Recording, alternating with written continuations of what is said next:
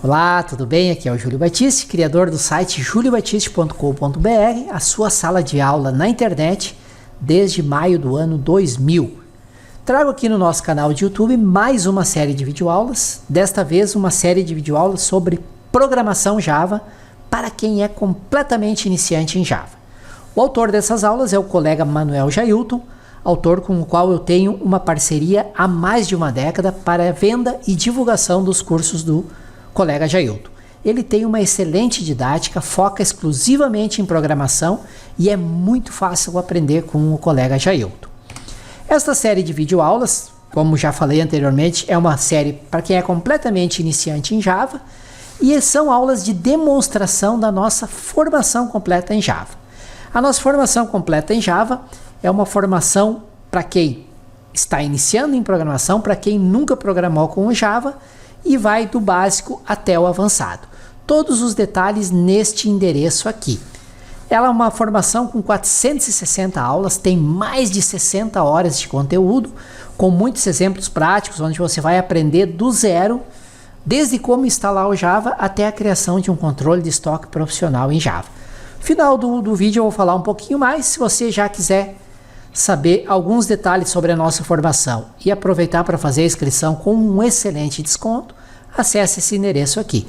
Vamos então à nossa aula de demonstração, espero que ela seja útil, um excelente estudo a todos. Então, prosseguindo aqui com a nossa formação Java, utilizando o curso de Lógica de Programação no método Agora. Vamos falar agora, pessoal, sobre os tipos de dados um pouquinho mais em detalhes, né? Embora eu falei na aula passada que a gente não ia falar sobre isso, mas eu simplesmente não consigo. Eu preciso explicar em detalhes, até porque nós vamos trabalhar depois com esse tipo de dados e em alguns conhecimentos aqui você precisa ter. Bem, os tipos de dados, vamos falar primeiramente dos tipos de dados inteiros. A gente já conhece, vimos na aula passada. Então, os tipos de dados dessa categoria, no caso inteiro, armazena valores numéricos inteiros, isto é, números sem casas decimais. Então, o inteiro é um número sem casas decimais. O Java ele possui 4 tipos primitivos da categoria de inteiro. E o que diferencia um do outro é a sua capacidade de armazenamento. Então nós temos o byte, o short, o int e o long. Desses aqui, o mais utilizado é o int. Então a maioria das vezes que a gente vai declarar uma variável do tipo inteiro, como tipo primitivo, a gente geralmente utiliza quem? Utiliza o int. Então qual é a diferença de um para o outro? É a variação. E isso é importante, dependendo da quantidade de variáveis que o seu programa tem. Se você usar, por exemplo, variáveis somente do tipo long, né, isso pode ter um acúmulo muito grande de memória. Mas é muito difícil isso acontecer também, né, pessoal?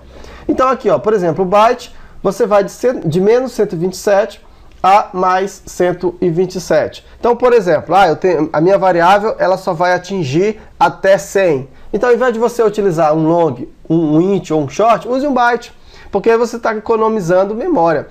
Nos dias de hoje, com a quantidade de memória, isso talvez não seja importante, mas se o seu programa trabalha com controle de memória mesmo, é importante você saber o que você está gastando, você poder gerenciar aí a memória que você está utilizando. E aqui você tem o intervalo, por exemplo, do short, que vai de menos 32.000 e tal, e aqui a gente já fica no número que a gente já não gosta muito de ler, né? Um número muito grande, mas é isso aí, beleza? O tipo de dado de ponto flutuante, né? Números de ponto flutuante também são conhecidos como números reais, né? Se você ouvir números reais ou número de ponto flutuante, você vai ser a mesma coisa. Eles são usados para avaliar expressões que exigem precisão fracionária. Por exemplo, cálculo com raiz quadrada, seno, cosseno, logaritmo, valores monetários. Então eu tenho R$ 2,50, né? Você não pode atribuir R$ 2,50 a um tipo inteiro. Por quê? Porque não é inteiro, né? Existe casa decimal. Então, valores com ponto flutuante, você vai utilizar dos dois aqui, ó. Existem duas variações de tipo flutuante, ou float ou o double, né? Que representam números com precisão simples e com precisão dupla, respectivamente. Então, o que diferencia um do outro também é o seu tamanho, né? A questão Ô, pessoal, tive uma interrupçãozinha aqui, perdi o raciocínio, tá? Então, eu não sei se eu estava falando, mas é o seguinte, ó. A precisão, né? A precisão do ponto flutuante, ela se refere ao número de casas decimais, no caso, e não ao tamanho, nesse caso. Então, quando a precisão ela for fundamental para você, você não deve utilizar nem o double nem o float, você deve utilizar a classe Big Decimal, né, que no caso não é um tipo primitivo que a gente vai ver ainda mais na frente. ok? Então, esses aqui são o tipo de dado ponto flutuante, tá? Bem, vamos ver agora então o tipo caractere. Então, o tipo caractere é o único tipo dessa categoria é o tipo char. Uma variável do tipo char permite armazenar apenas um caractere. Então, caso seja necessário armazenar palavras ou texto, deverá ser utilizado o tipo string, que não é um tipo primitivo. Só para saber, em todas as outras linguagens de programação, o string ele é um tipo primitivo. Mas, no Java, o string não é um tipo primitivo, é uma classe, tá?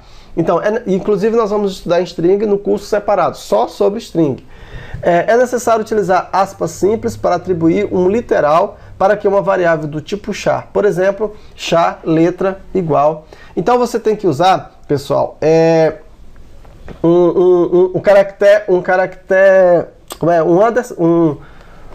uma aspa simples para você definir um tipo char, certo? Então, alguns caracteres eles são considerados especiais, pois eles não possuem uma representação visual, né? Sendo a maioria dos caracteres de controles e outros caracteres cujo uso é reservado pela linguagem. Tais caracteres podem ser representados dentro dos programas como indicado na tabela, no caso abaixo, ou seja, precedidos pela barra invertida, essa aqui. Então, o que são isso? Às vezes você quer representar, né, um caractere, por exemplo, uma tabulação, uma nova linha ou outro tipo de coisa, e esses caracteres eles não são visíveis, não é como, por exemplo, o A, como o B, como o C. E você então, para você representar esses tipos de caracteres, chamados caracteres especiais, você usa essa barra invertida. Ó. Nós temos aqui, por exemplo, para representar de A até Z, isso aqui vai representar uma letra qualquer. Né? Se você colocar de A até Z, você vai representar uma letra de A maiúsculo até Z. Isso aqui é a forma como você representa um caractere. Se você colocar aqui um barra N, significa uma nova linha. Aqui já não é um caractere visível, tá? É uma linha nova. E dessa forma você representa a aspa dupla. Ó. Quando você quer representar a aspa dupla, você coloca o barra, a aspa dentro do próprio caractere, entendeu? Se você não colocar essa barra invertida, não vai dar certo. E aqui você representa aspas simples, sempre com a barra invertida. E aqui, por exemplo, você vai representar o retorno do carro, na verdade o retorno de linha. O B aqui vai ser o retrocesso do cursor, aqui vai ser valores Unicode. Só para você entender, o que são valores Unicode? Daqui a pouquinho a gente vai falar da tabela ASCII, aqui no caso a tabulação. É bem aqui, ó. Falar um pouquinho aqui da tabela ASCII. Todo programador que se preze precisa pelo menos ter noção do que é a tabela ASCII. Pessoal, para você representar, como é que você acha que o Java, ele entende, por exemplo, no Brasil, né, nós temos aqueles caracteres que vão de A a B, nos Estados Unidos também, mas, por exemplo, no Japão, os caracteres são diferentes, na China são diferentes, na Alemanha existem caracteres que não tem no Brasil. Como é como é que o Java faz para interpretar isso? Pois é, cada caractere existe um código, tá? Então, para isso, existe vários, como é que posso dizer assim, padrões. Dentre os padrões que existe a tabela ASCII, que eu acredito que seja o padrão mais antigo. Na tabela ASCII, aqui no caso eu estou representando a tabela ASCII de 0 até 127, significa o quê? Que na tabela ASCII, o valor 68, por exemplo, representa a letra D. Se você quiser ver isso acontecendo, você pode, por exemplo, deixa eu fazer aqui, ó. Vamos abrir aqui, por exemplo, o Notepad, ó. Se eu pressionar, por exemplo, aqui, ó, o Alt, ó, aqui que eu tô vendo, ó, o Alt, certo? Eu tô apresentando o Alt, e se eu colocar o 100, qual é a letra que vai aparecer, ó? Exatamente, ó, aqui, ó, o D. Se eu colocar aqui, ó, Alt, e eu vou apresentar o 101, ó, vai aparecer a letra E. Então, eu posso representar os caracteres através de uma tabela chamada tabela ASCII. O Java, esses caracteres da tabela ASCII para o padrão Unicode, no Java é a mesma coisa, tá? Mas existem muitos outros caracteres que não estão mais dentro da tabela ASCII, mas estão no padrão Unicode. Esse padrão Unicode, ele permite a construção de software que são internacionalizados. Ou seja, o seu software, ele pode acessar as mesmas informações com caracteres diferentes. É assim que funciona, por exemplo, a internet. Quando você digita um código, por exemplo, você vai abrir uma página na internet, de repente, a página na internet você pode internacionalizá-la através de códigos de caracteres que existem em um lugar e não existe em outro. Isso é a internacionalização. Então, existe esse padrão chamado Unicode, que é um padrão internacional. Você pode pesquisar mais sobre isso, né? E isso você faz, o padrão Unicode, você pode ser representado aqui, ó. Isso aqui significa um valor, né? Um valor dentro do padrão Unicode. Coloca no Google padrão Unicode e você vai ver a lista dos caracteres. É mais ou menos uma lista igual a essa aqui, ó, né? Onde você vai ter o código e os respectivos caracteres que aparecem. Então esses caracteres você vai ter em várias línguas. É um padrão universal, beleza? Então eu precisava falar disso aí com você, porque nós vamos falar na próxima aula sobre exatamente caching, tá? Para que a gente saiba como é que um tipo de dado recebe outro valor e assim sucessivamente. Que bom que você acompanhou a nossa videoaula de demonstração até o final. Lembrando que esta série de videoaulas são sobre programação Java SE para quem é completamente iniciante em Java, para quem nunca programou em Java. Estas aulas de demonstração, como eu já citei lá na abertura do vídeo da aula, elas fazem parte do nosso curso de Java SE para iniciantes. Ele é um curso 100% online, com certificado, com acesso vitalício e com suporte à dúvida para os exemplos do curso, diretamente com o autor, o colega Manuel Jailton. Ele é o curso de Java mais completo e prático do mercado para quem está iniciando em programação Java. E você pode perguntar, Júlio, mas ainda existe mercado para Java? Muito mercado. A maioria das apps móveis para Android, para iOS, que são os dois sistemas operacionais dominantes, o iOS é o sistema dos iPhone, são feitas usando a linguagem Java. Então sim, ainda existe e ainda por um bom tempo vai existir um grande mercado para quem domina Java. Você pode pesquisar nos sites e classificados de emprego na área de TI, você vai ver que sempre tem vagas e boas vagas com boa remuneração para quem domina a programação Java. A nossa formação tem 460 videoaulas, são mais de 60 horas de conteúdo e ela já está toda gravada, está toda lá dentro do ambiente do curso, pronto para você acessar assim que você fizer a inscrição no curso.